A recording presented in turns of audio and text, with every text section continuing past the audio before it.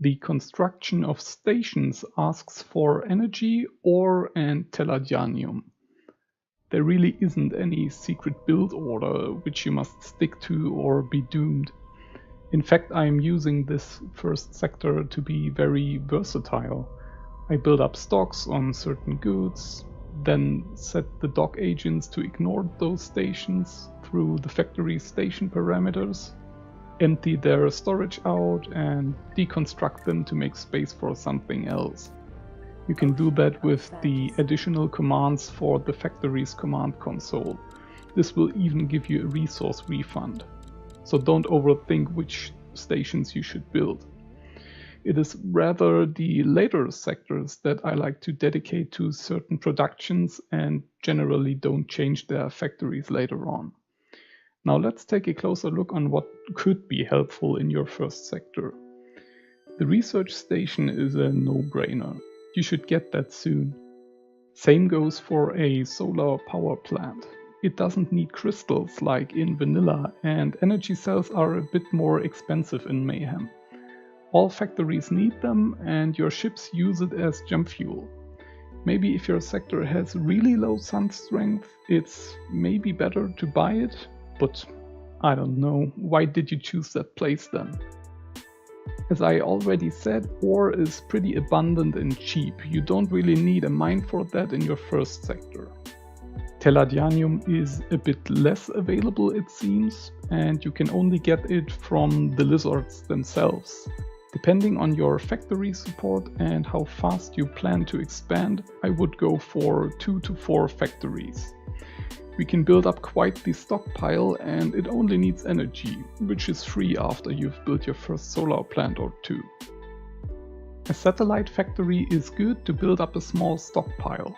Your dock agents will have a hard time buying satellites in the appropriate factories, but the resources needed in a factory of your own doesn't have this problem. You can automate the import for these goods with an acquired job in logistics. Soon we are rolling out Marines for some boarding action. You won't get them at military outposts anymore, and recruiting from your population takes a Disintegrator Rifle. As far as I can tell, you won't find any factory for them. You can buy those from local merchants, but an own rifle fabrication, again, offers an automated supply solution for these goods. I let both the satellite and the rifle factories run for some time and then just disassemble them later. Having all of our early game needs covered, there is still an elephant in the room. It concerns certain foodstuffs. I'm not talking about the food that your people consume. For that you could build a scruffin farm. I actually didn't. I imported it from the split for quite some time until there were some disagreements between us. No, I'm talking about certain food that is needed in production chains and which is exclusively produced by a single faction. The problem is that when you go hostile on someone, for example by declaring a permanent war to increase your perk limit, you obviously lose the ability to buy from their stations.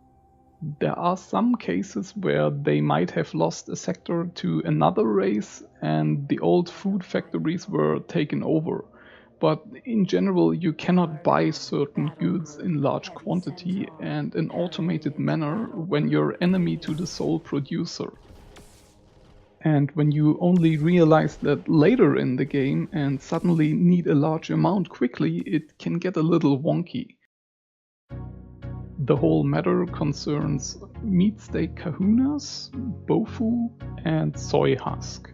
I'd say Meatsteak kahunas are probably the single most important commodity in your empire. You need them in all high-tech production chains. They actually need them even more than energy cells.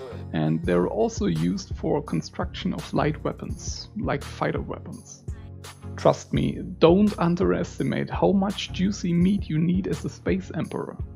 Building a complex or 2 early on will save you frustrations later, especially if you are enemy to the Argons. I am building 4 of these complexes and grow a large heap of steaks, even if I don't need them right now. The barbecue will come later. BOFU is produced by boron factories, and you are going to need it for medium weapon productions. This includes flag arrays for capital ships. And finally, soy husk is used for capital weapons. You get it from the Paranids. Lasers can be bought for quite some time, especially the light ones. All equipment docks and military outposts have thousands of them on sale. You probably won't need a dedicated laser production center for quite some time, but you can of course set it up if you want.